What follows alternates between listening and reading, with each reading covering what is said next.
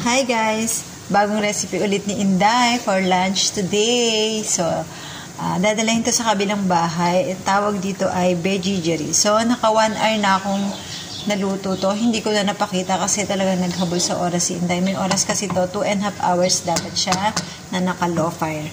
Ayan, so kakatapos ko lang sa onion. Ayan, ito yung second batch ng onion. At ayan na, nagpa-fry na ako sa carrots. Meron pa akong hinihiwang spinach. Lahat yan, frying na yan ay on top dito sa ating veggies. Okay, so hindi ako maglalagay niyan. Dadalahin na lang to ng, nilipat ko lang siya sa jider. And then, madam ko na maglalagay on top. At saka tamarind sauce, meron din siya sa ibabaw. Sana sa susunod, mapakita ko yung lahat ng procedure na ginawa ko.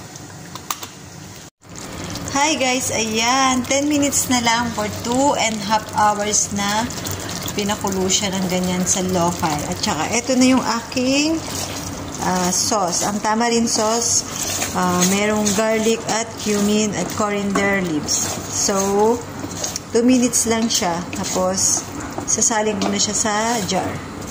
Ayan.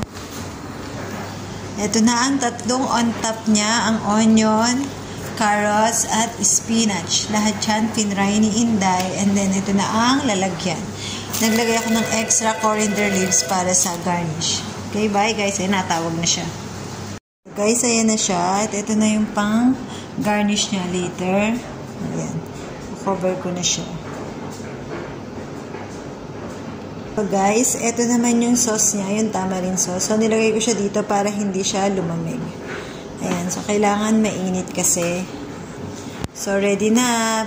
Bye. Thank you for watching and God bless all.